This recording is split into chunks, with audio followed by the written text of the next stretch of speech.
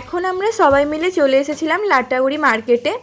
তো এখানে সবাই দেখতে পাচ্ছ দোকানে সব জিনিস ঘুরে ঘুরে দেখছিলাম আর কিনছিলাম। বেশিরভাগ এখানে পাটের জিনিস, কাঠের জিনিস, এইসব বেশ কিছু ইনডোর প্ল্যান্টসও ছিল। তো কাঠের জিনিসগুলো নেওয়ার ইচ্ছা থাকলেও আমি নিতে পারিনি, তার কারণ যদি আনতে গিয়ে ভেঙে যায় সেই ভয়ে। বিভিন্ন রকমের ওয়াল হ্যাঙ্গিং ছিল, এছাড়াও ঘর সাজানোর প্রচুর জিনিস ছিল। আর প্রত্যেকটা জিনিস এত ইউনিক আর এত সূক্ষ্ম কাজের তৈরি যে তোমার দেখলে মনে হবে একটা তো নিয়েই নেব। আর তারপর এটা আরেকটা দোকানে যেখানে খুব কিউট কিউট কাঠের খেলনা বা বিভিন্ন রকমের বাক্স ইত্যাদি বিক্রি হচ্ছিল। আর দেখো কি সুন্দর সূক্ষ্ম কাজের এগুলো। তো আমি ওখান থেকে একটা ফ্রিজ ম্যাগনেট নিয়েছিলাম, আর তারপর নিয়েছিলাম এই নারকোলের মালা দিয়ে তৈরি কানের আর গলার একটা সেট। আর এই বাক্সটা নিয়েছিলাম, এই বাক্সটা আমার ভীষণ কিউট লেগেছে আর দামটাও বেশ কম ছিল, তো দেখতে ভালো লাগলো সেই জন্য নিয়ে নিলাম।